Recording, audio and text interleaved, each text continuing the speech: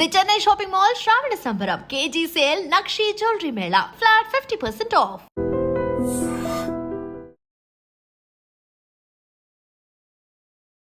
Hi hello నమస్తే welcome to iDream media. నేను miss Ravya. మనతో పాటు ఇప్పుడు ఉన్నారు certified financial planner Anil Kumar Bachcha గారు. నమస్తే సార్. నమస్తే అండి. ఎలా ఉన్నారు? గ్రేట్. సో నాకు ఒక క్వశ్చనరీ ఉంది. ఏంటంటే 40 years ఒకతను ఉన్నాడు. తను ఒక మ్యూచువల్ ఫండ్లో ఇన్వెస్ట్ చేయాలి అనుకుంటున్నారు. విత్ ఆల్ ద ఈఎంఐస్ కావచ్చు, ఎడ్యుకేషన్, పిల్లల కోసం ఎడ్యుకేషన్ కావచ్చు, ఇవన్నీ బ్యాక్ ఎండ్లో పెట్టుకొని తను ఇప్పుడు ఇంకా రియలైజ్ అయ్యి మ్యూచువల్ ఫండ్స్లో ఇన్వెస్ట్ చేయాలి అనుకుంటున్నాడు. తనకి సరైన పోర్ట్ఫోలియో కావాలంటే ఎలా ప్లాన్ చేసుకోవాలి? Very good question. సో ఇందులో కూడా చాలామంది ఏంటంటే మనం లైఫ్లో కొన్ని మేజర్ గోల్స్ తప్పవు. ఒకటి అందరికీ వచ్చే అవసరం ఏంటంటే రిటైర్మెంట్ కోసం. చాలామంది రిటైర్మెంట్ మీరు చెప్పిన ఏజ్ బ్రాకెట్లో 40, 42, 43 అప్పుడు సడన్గా రియలైజ్ అవుతారు, అరే నేను ఆల్రెడీ ఒక 20 ఏళ్ళు పనిచేసేసాను, ఇంకా ఉంది నాకు 15 సంవత్సరాలు, 60 వరకు రిటైర్ అవ్వాలి అంటే కష్టపడాలి, ఆర్ సేవింగ్ ఎక్కువ చేయకపోతే పోస్ట్ రిటైర్మెంట్ నేను ఇబ్బంది పడాలి, ఆర్ 60 బదులు 65 వరకు పని చేయాలి అని భయాలు పట్టుకుంటాయి. అండ్ అది నిజం కూడా. అండ్ డిపెండెన్స్ ఎక్కువ అయిపోతారు, ఏదో పేరెంట్స్ కావచ్చు లేదా పిల్లలు కావచ్చు, డిపెండెన్స్ మన మీద ఎక్కువ ఉంటారు. అండ్ మన సంపాదన కూడా ఆగిపోతుంది రిటైర్మెంట్ తర్వాత. అలాంటప్పుడు ఏంటంటే సఫిషియంట్ కార్పస్ కావాలి అనేది ప్రతి ఒక్కరికి ఆలోచన ఉంటుంది.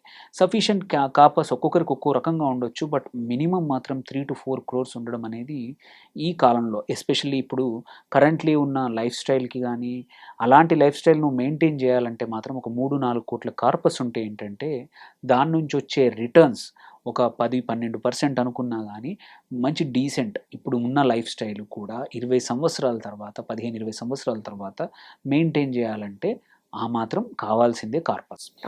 సో అది ఎప్పుడు చాలామంది ఏంటంటే రిటైర్మెంట్ అనే గోల్ని పోస్ట్ పోన్ చేస్తారు. 20sలో ఇప్పుడైనా స్టార్ట్ చేసింది, ఇప్పుడు రిటైర్మెంట్ అంటారు ఏందని మాట్లాడితే క్వశ్చన్స్ నేను అడిగితే అలా అంటారు. సో సరైన ఏజ్ లో అంటే ఏ ఏజ్ లో స్టార్ట్ చేయాలి? యాక్చువల్లీ ఏంటంటే retirement goal is a long term goal generally when you are starting. అప్పుడే చిన్న అమౌంట్తో 1000-2000తో మొదలు పెట్టినా పర్లేదు, డోంట్ స్లోగా స్టెప్ అప్ చేసుకుంటూ పోతూ ఉంటే ఏంటంటే యాజ్ మన ఇన్కమ్ పెరుగుతున్నప్పుడు కూడా ఒక 5-10% is enough. 5-10% is not mine, నా ఫ్యూచర్ సెల్ఫ్ కోసము అనుకుని ఎంత తొందరగా ఎంత అంటే 20sలో మొదలు పెడితే మంచిది. బట్ ఎండింగ్ స్టార్ట్ అవ్వగానే సో 20sలో ఈ కారణం చెప్తారు ఇప్పుడే కదా అని. 30sలో సార్ నాకు ఇప్పుడే పెళ్ళి అయింది, పిల్లలు, రెస్పాన్సిబిలిటీస్ వచ్చేసాయి, ఇప్పుడు నేను ఎక్కడ చేసేది అంటారు. 40sకి వచ్చాక రియలైజేషన్ వస్తుంది. But it is nothing late. మీకు కావాల్సిన 3 కోట్లు 4 కోట్లు కావాలంటే చిన్న ప్లాన్ కరెక్ట్గా వేసుకుంటే సరిపోతుంది, విచ్ ఈస్ నాట్ ఇంపాసిబుల్. అదే చెప్పాలనుకుంటున్నాను ఈ వీడియో ద్వారా. మీరు కరెక్ట్ ఒక మంచి రిటర్న్స్ ఇచ్చే ఏదైనా ఇన్వెస్ట్మెంట్ అంటే ఎగ్జాంపుల్ ఒక 13-14% సంవత్సరానికి రిటర్న్స్ వచ్చే విధంగా పోర్ట్ఫోలియో బిల్డ్ చేసుకుంటే స్టిల్ మీరు 41, 42, 43 ఉన్నా కానీ ఒక 20 సంవత్సరాల్లో అంటే 61-62 వరకు కూడా మీకు ఒక 3-4 కోట్ల పోర్ట్ఫోలియో చెయ్యొచ్చు. It is not impossible, it is possible. దానికి ఒక చిన్న ప్లాన్ చెప్తాను. ఒక లెట్స్ అజ్యూమ్ ఒక 14% మనం రిటర్న్స్ అనుకుందాం సంవత్సరానికి వచ్చేట్టు. ఒక 20 సంవత్సరాలు ఇన్వెస్ట్ చేద్దాం అనుకుంటున్నాం. ఒక ఈక్విటీ కానీ ఏదైనా పోర్ట్ఫోలియోని ఇవ్వండి. ఒక 3 కోట్లు నాకు టార్గెట్ ఉంది 20 సంవత్సరాల తర్వాత అంటే అంత పెద్ద అమౌంట్ అవసరం లేదు. నెలకి 22,800 అంటే ఒక 23,000 ప్రతి నెల నువ్వు పక్కన పెట్టావు ఎస్ఐపి ద్వారా అంటే 3 కోట్లు బిల్డ్ చేయొచ్చు.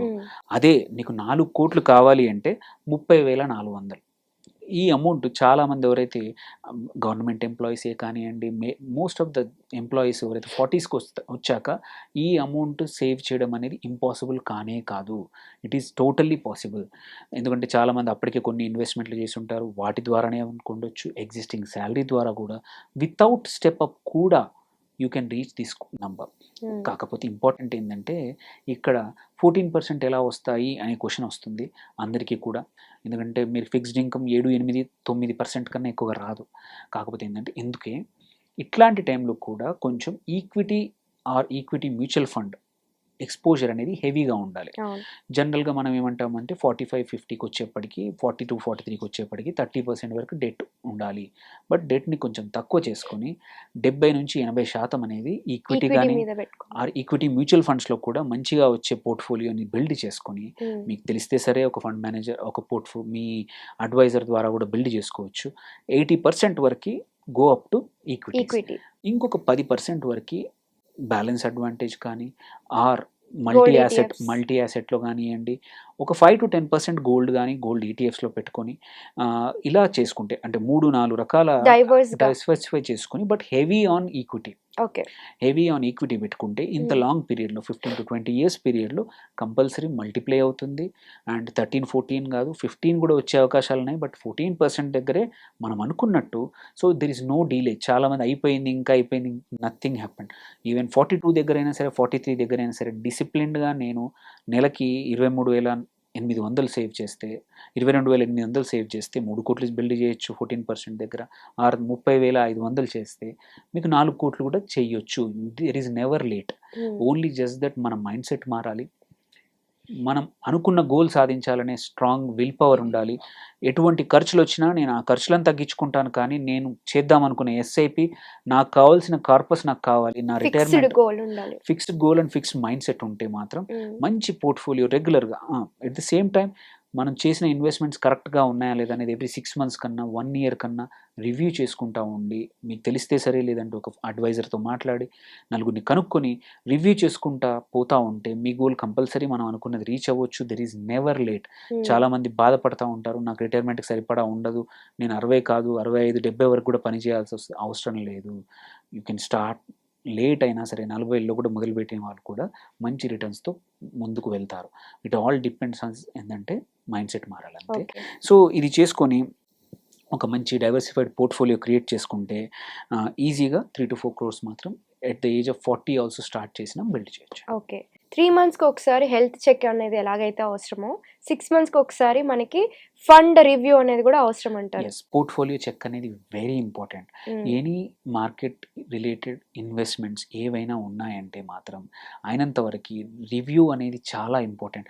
ఎలా మనము హెల్త్కి every year annual health checkup అని ప్యాకేజ్ ఎలా ఉంటాయో, సో గో విత్ ఫండ్ మేనేజర్తో, మీ పర్సనల్ ఫైనాన్స్ అడ్వైజర్ కానీ ఎవరైతే మార్కెట్లో తెలిసిన వాళ్ళు కానీ మీ ఇన్వెస్ట్మెంట్స్ అడ్వైజర్స్ ఉన్నా సరే వాళ్ళ టైం తీసుకోండి, ఒక 10 నిమిషాలు మాట్లాడండి, మీ పోర్ట్ఫోలియోని వాళ్ళకి పంపించండి. Ask them to review. మనం పెట్టింది బాగానే ఉందా లేదా, మార్కెట్ కండిషన్స్ ప్రకారం మారిందా, shall we change it, or ఇది ఇలాగే ఉందా, ఇంకా పెంచాలా తగ్గించాలా అనేది చాలా ఇంపార్టెంట్. ఇది చాలామంది మిస్ చేసే అంశము. ఎవ్రీ ఇయర్ ఒకసారి చేసామంటే సరిపోతుంది. అలా అని చెప్పి రోజు చేయాల్సిన అవసరం లేదు. Don't disturb. మీరు పెట్టిన ఇన్వెస్ట్మెంట్ని డోంట్ డిస్టర్బ్ ఎవ్రీ డే. ఒక 6 months నుంచి 1 yearకి ఒకసారి సరిపోతుంది. ఓన్లీ స్టాక్స్ కానీ ఈక్విటీ మాత్రం కొంచెం ఫ్రీక్వెంట్గా 3 నెలలకు ఒకసారి అవసరం వస్తాయి. Otherwise any other mutual funds, passive investments, ETFs, index funds ప్రతిరోజు మార్చాల్సిన అవసరం లేదు. ఉండదు. Okay sir, thank you so much sir. Thank you అండి.